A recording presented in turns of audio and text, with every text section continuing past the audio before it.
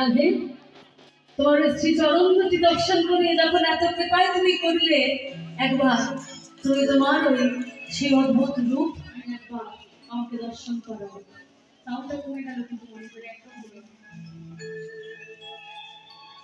Hello hello hello hello hello hello hello hello hello বলে রাধে, একবার তুমি তোমার ওই অদ্ভুত রূপকে দর্শন করাও। ললিতাকে তখন রাধারানী বলছে, হ্যাঁ রে, এই যে আমার রূপ দর্শন করতে চাইছে, যে রূপ দর্শন করলে, যে রূপ দর্শন করার জন্য কত যোগী মুনি ঋষি হাজার হাজার লক্ষ লক্ষ বছর ধরে তপস্যা করছে, আর একটি বাচ্চা আজকে এসে আমার রূপ দর্শন করতে চাইছে। ললিতা তখন রাধারানীকে বলে, রাধে, রাধারানীর সামনে ললিতাকে ডেকে বলছে, রাধে, তুই এখন আমার সামনে এসব কথা বলছিস বটে, কিন্তু আমি তো তোকে খুব ভালো করে চিনি, খুব ভালো করে তোকে আমি চিনি। এতদিন এত লীলা তুই করছিস, কোনোদিনই তোর চরণ থেকে নূপুর খসে পড়লো না, আর আজই তোর চরণ থেকে নূপুর খসে পড়ে গেল। সে কি এমনি এমনি? হ্যাঁ রে রাধে, আমি জানি কৃষ্ণ দাসকে কৃপা করবি বলে, কৃষ্ণ দাসকে কৃপা করবি মায়ের চুপুর খুলে ফেলে, দাসকে কৃপা করবি বলে,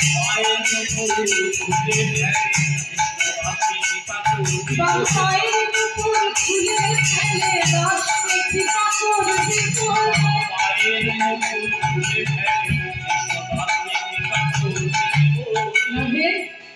কৃষ্ণদাসকে আজকে কৃপা করবে বলেই তো ইচ্ছা করে নিজের বাম পায়ের সোনার মুকুটটি কুঞ্জে ফেলে এসেছিলি, আর এখন আমার কাছে এসব কথা বলছিস? যা রাধে, তুই নিজের স্বরূপ কৃষ্ণদাসকে দর্শন করা। বলে, হ্যাঁ রে, কৃষ্ণদাসকে আমি রূপ দর্শন করাবো না? যে আমার গোবিন্দকে পাওয়ার জন্য যে এত কষ্ট করেছে, আমার গোবিন্দ সেবার জন্য যে এত কষ্ট করেছে, তাকে আমি আমার রূপ দর্শন করাবো না? বাবা, তুমি তোমার নয়ন মুদ্রিত করো, দুটি চোখ বন্ধ করলে, আর দুঃখী যখন রাধারানীর নির্দেশে চোখ খুললে, দুঃখী তখন দেখে যে সামনে দাঁড়িয়ে আছে কে যেন মনে হচ্ছে একটি সোনার প্রতিমা দুঃখীর সামনে দাঁড়িয়ে আছে, আর সেই সোনার প্রতিমার সোনার একটি চরণ দুঃখী দেখেই বাহ্য জ্ঞান বিলুপ্ত হয়ে গেল। দুঃখী যখন জ্ঞান ফিরে এলো, ললিতা তখন দুঃখীকে বলছে যে, বাবা, তুমি যে রাধারানীর রূপ দর্শন করলে, কেমন দর্শন করলে, কি দেখলে তুমি? যে রূপ আমি দর্শন করেছি, সেই রূপ কি শব্দ দিয়ে বর্ণনা করা যায়? তবু আমি চেষ্টা করছি। রাই আমার কনক মুকুর কাটি,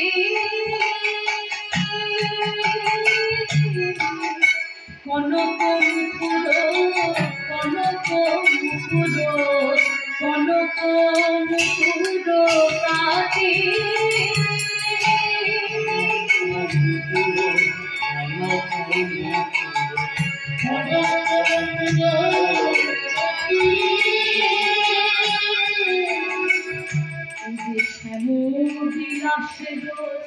সুন্দর তনু সাজয়ে কতে ভাতি, শ্যামবিলাসের সুন্দর তনু সাজয়ে কতে ভাতি, আহা কনক মুকুর, কনক মুকুর, কনক মুকুর কাটি,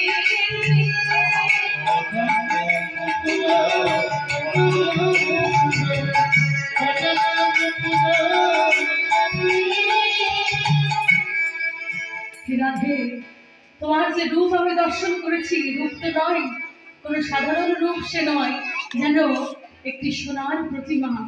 যে সোনার প্রতিমা আমাদের শ্যামের বাম পাশে দাঁড়ায়, সেই সোনার প্রতিমার সোনার চরণ। আর রাধে, যে রূপ, যে দৃশ্য প্রকৃতিতে কোনোদিনও দেখা যায় না, মেঘ, চন্দ্র আর সূর্য একসাথে, আজকে সেই রূপ যেন আমি তোমার কপালে দেখতে পাচ্ছি।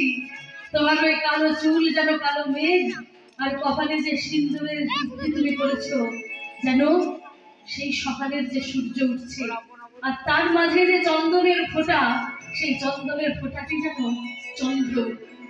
চন্দ্র সূর্য আর কালো মেঘ একসাথে একই আকাশে আজকে আমি তোমার রূপে দর্শন করলাম, যে রূপ কেউ কোনোদিনও কোনো প্রাকৃতিক ভাবে সম্ভব নয় যে রূপ দর্শন করা, আজকে সেই রূপই আমি দর্শন করলাম। রাধে, এত কৃপায় যখন তুমি করলে হে রাধে, তুমি যখন তোমার নিজের স্বরূপটি দর্শন করালে হে রাধে, একবার দেখাও যুগল স্বরূপ দেখাও, একবার দেখাও যুগল স্বরূপ দেখাও, রাধে এত কৃপা করলে যখন দেখাও যুগল স্বরূপ দেখাও,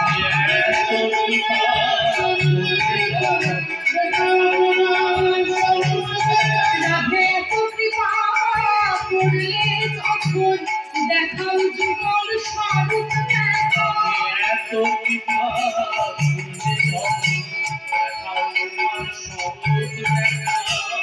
রাধে তুমি যখন এতটাই কৃপা আমাকে করলে, এত কৃপা যখন তুমি আমাকে করলে, একবার একবার তোমাদের এই যুগল স্বরূপখানি তুমি আমাকে দর্শন করাও। ললিতাকে তখন রাধারানী বলছেন, হ্যাঁ রে, এ তো আমার রূপ দর্শন করার পরে আমার গোবিন্দকে দেখতে চাইছে, তো গোবিন্দকে আমি এখন কি করে দেখাবো?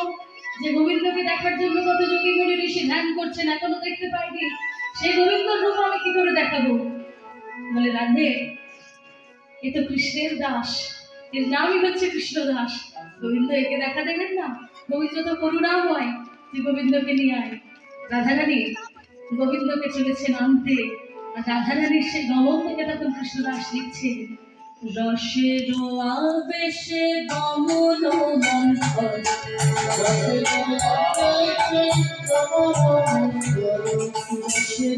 আবেশে গমন মন্থর,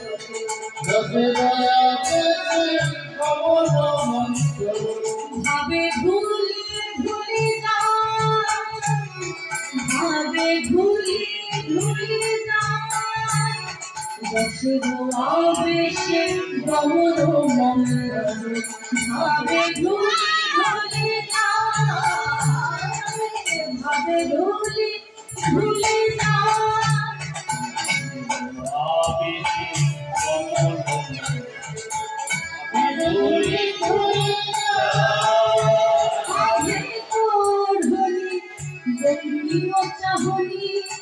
বঙ্কিম নয়নে চাহনি,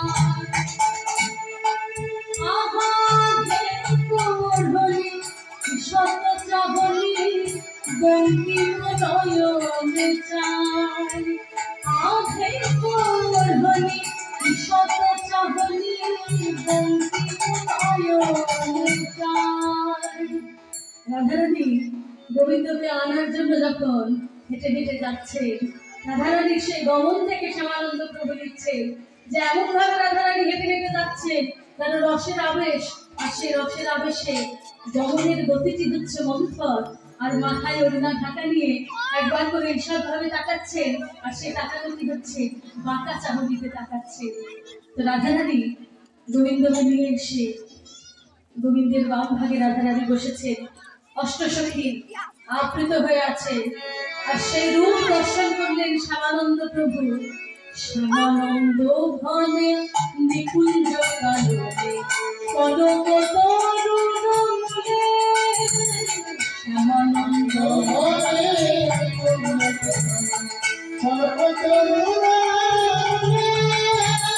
শ্যামানন্দ ঘনে নিকুঞ্জ কাননে কনক তরুণ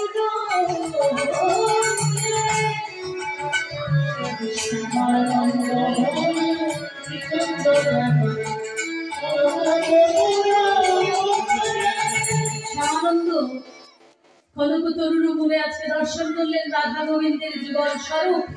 রাধা গোবিন্দের যুগল স্বরূপ দর্শন করে শ্যামানন্দ প্রভু বাহ্য জ্ঞান বিলুপ্ত হলেন। বাহ্য জ্ঞান বিলুপ্ত যখন হলেন, জ্ঞান ফিরে আসার পরে তিনি দেখলেন ললিতা সখী আর রাধারানী দাঁড়িয়ে আছেন। রাধারানী বলে, যে তুমি তো আমার স্বরূপ দর্শন করলে, রাধা গোবিন্দের স্বরূপ যুগল স্বরূপও তুমি দর্শন করলে, তাহলে এইবারে আমার মুকুটটি ফিরিয়ে দাও। বলে রাধে, ললিতার হাতে তখন সেই নুপুরটি শ্যামানন্দ প্রভু ফিরিয়ে দিতে যাচ্ছেন। ললিতা বলে, হ্যাঁ রে, তুই এত কিছু জানিস, এত শাস্ত্র পাঠ করেছিস, এত তোর মনে কৃষ্ণকে পাওয়ার জন্য এত আকুলতা, এত কৃষ্ণ ভক্তি, আর তুই এখন এই নুপুরটা আমার হাতে দিচ্ছিস। আরে ওই চরণে নুপুর পরাইতে না, ওই চরণে নুপুর পরাইতে না, রাধে এত কৃপা করলেন যখন চরণে নুপুর পরাইতে না,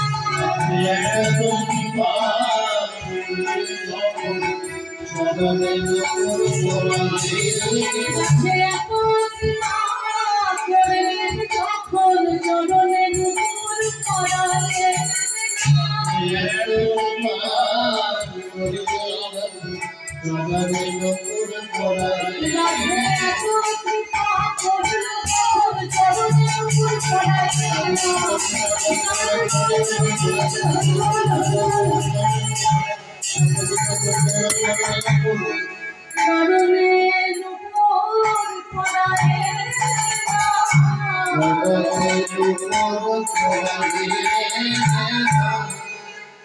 দুঃখী তখন ললিতাকে বলছে, দেখে দেখে দে সখী, আমি তো গুরুর কাছে শিখেছি, আমি গুরুর কাছে শুনেছি রাধারানীর ওই সোনার চরণে সোনার মুকুট যদি পরাতে হয়, সোনার চরণে সোনার মুকুটটি পরাতে গেলে একটি সোনার বেদির প্রয়োজন।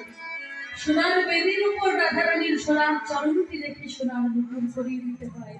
আমি সোনার বেদি কোথায় পাবো? ললিতা বলে, হ্যাঁ রে বোকা ছেলে, তুই এত কিছু জানিস, আর তুই এটা জানিস না হৃদয় মাঝে রেখে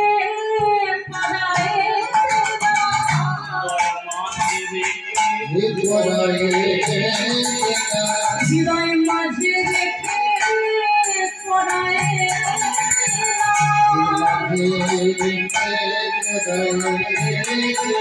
রাধের সোনার কালে সোনার হৃদয় মাঝে রেখে পড়ায়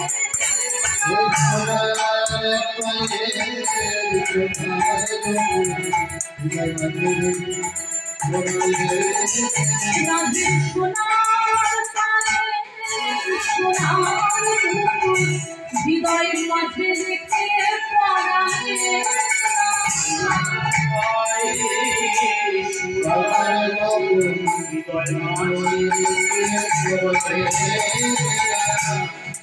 এই কথা শুনে ভাবে বিগলিত হয়ে কৃষ্ণদাস রাধারানীর সোনার নুপুরটি মাথায় মস্তকে ধারণ করে তিনি নিয়ে যাচ্ছে। কৃষ্ণদাস রাধার নুপুর শিবেতে ধরিয়া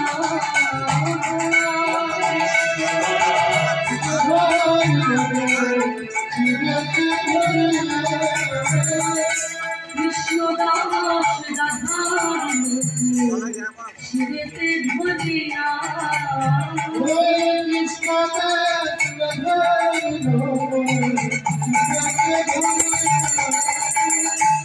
আনন্দে পড়াই দিল যতন করিয়া আনন্দে পড়াই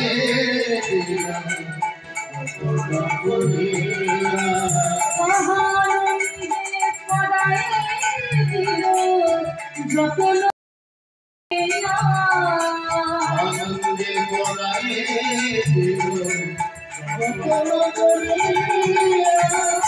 কৃষ্ণদাস শিবেতে ধরিয়া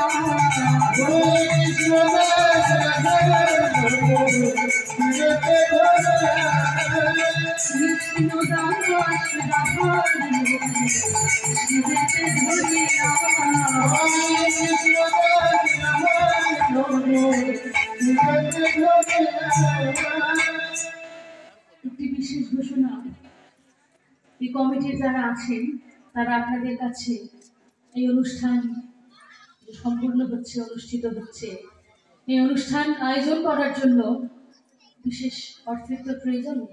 তাছাড়া তো অনুষ্ঠান সম্পূর্ণ হবে না। ভক্তি যেমন প্রয়োজন, অর্থটাও সেরকমভাবে প্রয়োজন, দুটো একইভাবে প্রয়োজন। তো আপনাদের যার যতটা সাধ্য, যে যতটা পারেন আপনারা সাহায্য করার চেষ্টা করুন। যারা আছেন তারা আপনাদের কাছে পৌঁছে যাবেন। আপনারা নিজের নিজের জায়গাতে বসে শান্ত হয়ে গান শুনুন, তারা আপনাদের কাছে পৌঁছে যাবে। আপনারা নিজের নিজের সাধ্য মতো সেখানে দান করার চেষ্টা করুন। হৃদয় গৌর প্রেমানন্দে হরে হরে বল।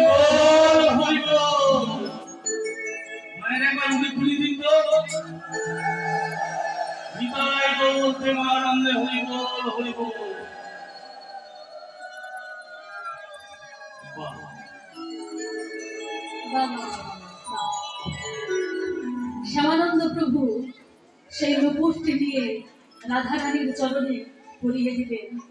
আর চরণে পরিয়ে দেওয়ার পর রাধারানী তখন ললিতাকে ডেকে বললেন যে শ্যামানন্দ প্রভুর কপালে একটি তিলক অঙ্কন করে দিতেন। ললিতা কি করলেন? শ্যামানন্দ প্রভুর কপালে একটি বিশেষ তিলক অঙ্কন করে দিলেন, যে তিলক সচরাচর তাদের কপালে দেখা যায় না। অন্য কোনো তিলকের সাথে যে তিলক মিলে না, সেই তিলক শ্যামানন্দ প্রভুর কপালে অঙ্কন করে দিলেন। আর রাধারানী নিজে কি করলেন? সেই তিলকের মধ্যে নিজের নুপুরটি দিয়ে চন্দনের ফোঁটা দিয়ে দিলেন। আর রাধারানী সেই তিলক স্পর্শ করা মাত্রই সেই তিলক যেন দ্বিগুণ ভাবে উজ্জ্বল হয়ে গেল সেই তিলক কপালে। রাধারানী বললেন, কৃষ্ণদাস, আজ থেকে আমি তোর নাম রাখলাম শ্যামানন্দ। যে আমার শ্যামকে এত আনন্দ দিয়েছে, যে আমার শ্যামকে পাওয়ার জন্য এত কষ্ট করেছে, যার মনে আমার শ্যামের বসবাস, আমি আজকে তোর নাম দিলাম শ্যামানন্দ। সমগ্র বৈষ্ণব কুলে, বৈষ্ণব জগতে তুই শ্যামানন্দ নামে খ্যাতি। সেই শ্যামানন্দ প্রভুকে তিলক অঙ্কন করে দিলেন রাধারানী। আর সেই তিলকটা উজ্জ্বল হয়ে উঠল। আর তিলক অঙ্কন করা মাত্রই শ্যামানন্দ প্রভু বাহ্য জ্ঞান বিলুপ্ত হলেন। যখন আবার জ্ঞান ফিরে আসলো, তখন দেখলেন সেই নিকুঞ্জ বনে ললিতার সামনে শ্যামানন্দ প্রভু দাঁড়িয়ে আছেন। ললিতা তখন শ্যামানন্দ প্রভুকে বললেন যে আজকে তুমি যা যা অনুভব করলে, তুমি যা যা আজকে দর্শন করলে, তোমার যা যা অভিজ্ঞতা হলো, এই কথা তুমি কাউকে বলবে না। এই কথা তুমি আর কাউকে বলবে না, শুধুমাত্র জীব গোস্বামীকে ছাড়া। জীব ছাড়া এই কথা কারে না কহিবে, অন্যায় তুমি তোমার পরানো হারাবে। এই কথা তুমি জীব গোস্বামী ছাড়া আর কাউকে কোথাও কোনোদিন বলবে না। তো শ্যামানন্দ প্রভু এদিকে এত দেরি হচ্ছে দেখে জীব গোস্বামী শ্যামানন্দ প্রভুকে খুঁজতে বেরিয়েছেন, যে দুঃখী তো এত দেরি কোনোদিনও করে না, আজকে দুঃখী নিকুঞ্জ সেবার দায়িত্ব নিয়ে গিয়ে এত কেন দেরি করছে ফিরে আসতে। দুঃখীকে খুঁজতে খুঁজতে জীব গোস্বামী নিকুঞ্জ মন্দিরে প্রবেশ করে দেখেন যে দুঃখী সেই খুরপিটি বুকে করে জড়িয়ে ধরে, যে লোহার খুরপিটিতে দুঃখী রোজ সেই কুঞ্জ মন্দিরের সমস্ত গাছের পরিচর্যা করত, সেই লোহার খুরপিটি তখন সোনার হয়ে গেছে, সোনার রূপ ধারণ করেছে। আর সেই খুরপিটি বুকে করে নিয়ে দুঃখী বসে বসে কাঁদছে। দুঃখীর সামনে এসে জীব গোস্বামী দুঃখীর রূপ দেখে, দুঃখীকে দেখেই জীব গোস্বামী বুঝতে পেরে গেলেন যে নিশ্চয়ই এর সাথে কোনো অলৌকিক কোনো কার্য ঘটেছে, কোনো অলৌকিক কোনো মায়াবলের কোনো ঘটনার সাক্ষী হয়েছে দুঃখী। কিচ্ছু তিনি তখন দুঃখীকে জিজ্ঞাসা করলেন না। তিনি দুঃখীকে নিয়ে গেলেন নিজের কাছে। নিজের আশ্রমে নিয়ে যাওয়ার পরে দুঃখী জীব গোস্বামীর কাছে সমস্ত ঘটনা বর্ণনা করলেন। জীব গোস্বামী তখন বলেন, ধন্য রে, তুই ধন্য যে তুই স্বয়ং রাধা গোবিন্দের কৃপা পেয়েছিস, তুই ধন্য। আর আমি ধন্য যে আমি তোকে শিষ্য হিসেবে পেয়েছি। আর দুঃখীর মাথায় সেই যে তিলক অঙ্কন করে দিয়েছিলেন ললিতা, আর রাধারানীর ছোঁয়ায় যে তিলক, রাধারানীর স্পর্শে তিলক উজ্জ্বল হয়ে উঠেছিল, সেই তিলক তো বৈষ্ণব জগতের কোনো তিলকের সাথে সেই তিলক মিলছে না। দুঃখীর প্রথম দীক্ষাগুরু হচ্ছে হৃদয় চৈতন্য ঠাকুর। হৃদয় চৈতন্য ঠাকুর তাকে যে তিলক দিয়েছিলেন, সেই তিলকের সাথে তো সেই তিলক মিলছে না। সমস্ত বৈষ্ণব জগতের সবাই তখন দুঃখীকে দেখেই প্রশ্ন করে যে বাবা দুঃখী, এই তিলক তুই কোথায় পেয়েছিস? এই তিলক তুই তোর গুরুর দেওয়া তিলক নয়, এই তিলক কেন অঙ্কন করছিস? তুই কোথায় পেয়েছিস এই তিলক? দুঃখীকে তো ললিতা বলেছেন যে কাউকে এই কথা বলা যাবে না। দুঃখী তখন যেই দুঃখীকে এই কথা জিজ্ঞাসা করে, দুঃখী তাকেই বলে যে আমাদের তিলক হচ্ছে রাধারানীর কৃপা। সবাইকে দুঃখী এই কথা বলে, যেই জিজ্ঞাসা করে তিলক কোথায় পেয়েছিস, না আমার রাধারানীর কৃপা। কিন্তু বৈষ্ণব জগতের লোকজন এই কথা মেনে নেবে কেন? কোনো পরিষ্কার যথাযথ উত্তর পাচ্ছে না। এই কথা পৌঁছতে পৌঁছতে হৃদয় চৈতন্য ঠাকুরের কানেও এই সংবাদ পৌঁছে গেছে যে দুঃখী এক অদ্ভুত তিলক করে দুঃখী ঘুরছে, এক অদ্ভুত তিলক দুঃখীর কপালে, যে তিলক কিন্তু আপনার দেওয়া তিলক নয়। আপনার দেওয়া তিলক কিন্তু দুঃখী মুছে ফেলেছে, নিজের মতো সম্পূর্ণ একটি অন্যরকম তিলক করে দুঃখী ঘোরাফেরা করে, আর তাকে জিজ্ঞাসা করলেই বলে রাধারানীর কৃপা। হৃদয় চৈতন্য ঠাকুর এই কথা শুনে তখন প্রধান্বিত হয়ে বৃন্দাবনে এসে পৌঁছেছেন। কৃষ্ণদাস কোথায়? কৃষ্ণদাস, কৃষ্ণদাস, কৃষ্ণদাস বলে ছোটে মধুময় বৃন্দাবনে আসিয়া দাঁড়ায়। কোথায় কৃষ্ণদাস রে? আহা কোথায় কৃষ্ণদাস রে? রোদ ভরে গুরু গায়ে কোথায় কৃষ্ণদাস রে? রোদ ভরে গুরু গায়ে কোথায় কৃষ্ণদাস?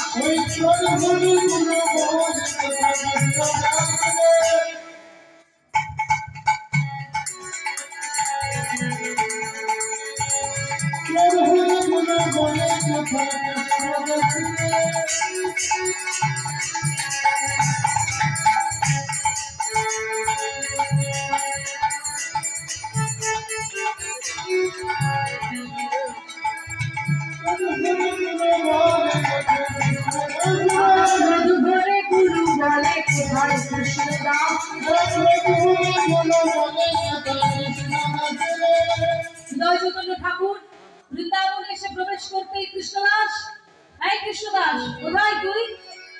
তখন এক শিষ্য গিয়ে কৃষ্ণদাসকে খবর দিচ্ছে যে তোর গুরু হৃদয় চৈতন্য ঠাকুর এসেছেন। এই কথা শুনে দুঃখী তখন আনন্দে হৃদয় চৈতন্য ঠাকুরের সামনে গিয়ে হৃদয় চৈতন্য ঠাকুরকে প্রণাম করে বলে, গুরুদেব আপনি বৃন্দাবনে? বলে হ্যাঁ রে, প্রণাম করতে হবে না, তুই সর আমার সামনে থেকে দূরে যা। এই তোর গুরু ভক্তি, এই তোর গুরুর প্রতি ভালোবাসা শ্রদ্ধা। তুই আমার দেওয়া তিলক মুছে ফেলে সম্পূর্ণ একটি অন্য তিলক করে তুই ঘোরাফেরা করছিস, আর তোকে কেউ জিজ্ঞাসা করলে তুই মিথ্যা করে বলছিস যে রাধারানীর কৃপা, তুই রাধারানীর কৃপা পেয়েছিস। এইসব কথা দুঃখীকে বলছেন হৃদয় চৈতন্য ঠাকুর। কিন্তু দুঃখী যেই মুহূর্তে হৃদয় চৈতন্য ঠাকুরের সামনে এসে দাঁড়িয়েছে, হৃদয় চৈতন্য ঠাকুরকে দেখেই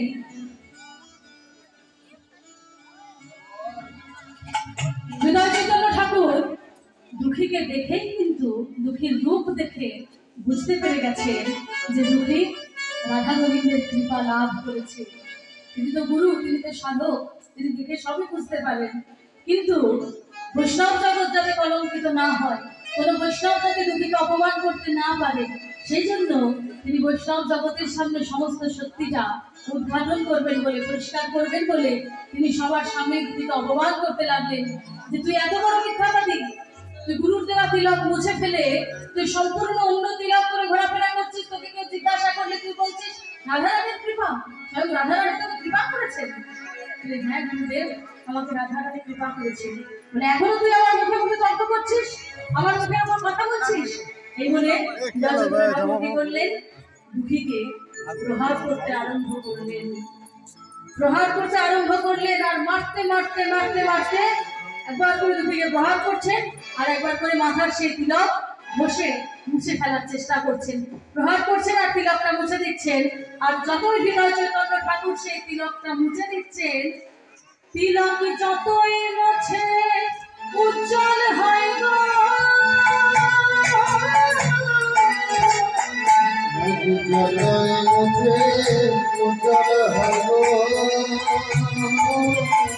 যতই মুছে উজ্জ্বল হয় গো,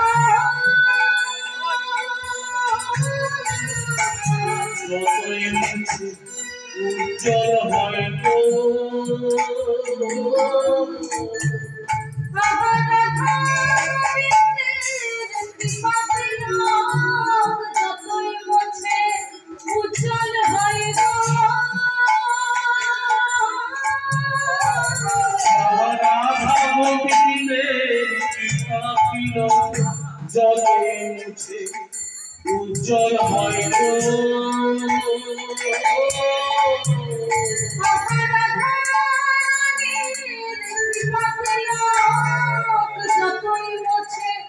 উজ্জ্বল হয়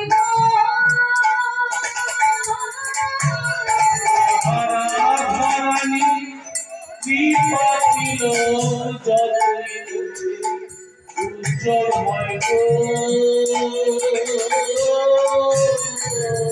যতই সেই তিলক হৃদয় চৈতন্য ঠাকুর ঘষে ঘষে মুছে ফেলার চেষ্টা করলেন, সবার সামনে সেই কাজ করলেন তিনি।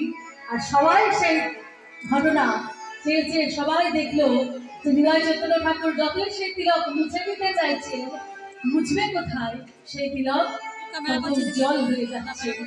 সমস্ত বৈষ্ণব জগতের সবাই বুঝতে পেরে গেলেন যে দুঃখী আসলে কি, আর দুঃখী যে এতদিন সত্য কথাই বলেছে, সবাই সে কথা বুঝতে পেরে গেলেন। আর এটি হচ্ছে রাধা গোবিন্দের অসীম কৃপা, রাধারানীর কৃপা আর গোবিন্দের কৃপা। যে গোবিন্দকে পাওয়ার জন্য দুঃখী এত কষ্ট করেছে, যে গোবিন্দকে পাওয়ার জন্য দুঃখীর নয়নের এত জল, যে গোবিন্দকে পাওয়ার জন্য দুঃখীর শারীরিক এত পরিশ্রম, আজকে সেই গোবিন্দের কৃপাতেই দুঃখী বৈষ্ণব জগতের সবার সামনে দুঃখী শ্রেষ্ঠ বৈষ্ণব হিসেবে পরিচিতি লাভ করল। দুঃখী কৃষ্ণদাস শ্যামানন্দ প্রভু যেই হরিকে পাওয়ার জন্য আজকে দুঃখী এত কষ্ট করেছে, যে গোবিন্দকে পাওয়ার জন্য দুঃখী এত কষ্ট করেছে, সেই হরি কেমন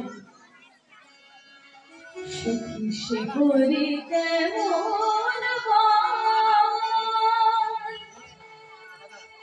নাম শুনে এত প্রেম চোখে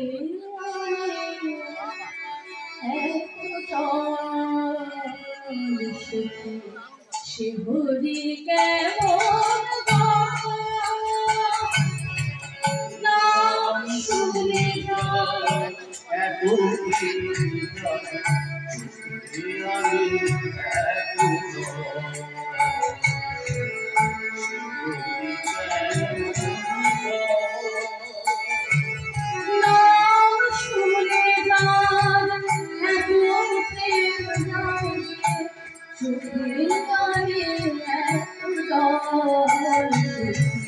সে হরি কেমন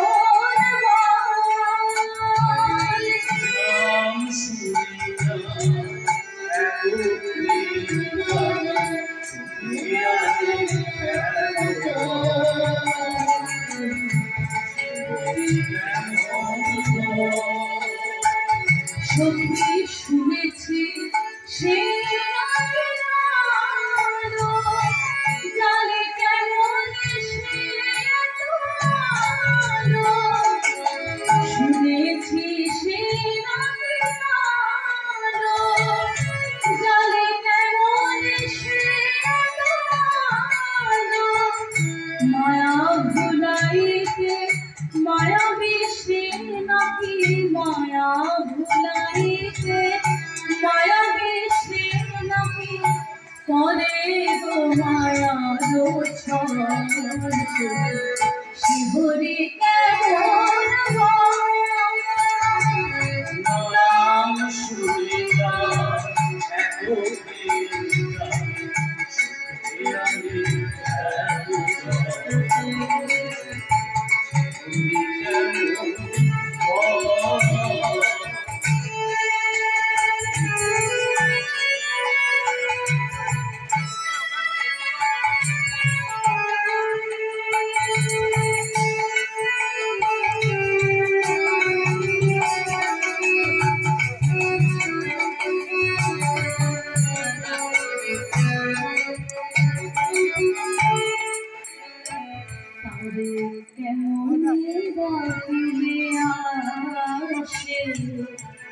কোন রূপ কোন গুণ পাইলে সে রাধা সম ভালোবাসে তার কি নামে ডাকিলে আসে কোন রূপ কোন গুণ পাইলে সে রাধা সম ভালোবাসে সে কি আসে সখী শুনেছি সে নাকি কালো জানি কেমন সে সখী শুনেছি সে জানে কেমন সে এত মায়া ভোলাইতে মায়া বেশে নাহি মায়া ভোলাইতে পরে গো মায়ার ছায় সে হরি কেমন না শুনে না এত প্রেম গানে পেতে আরে এত তার সে হরি কেমন এত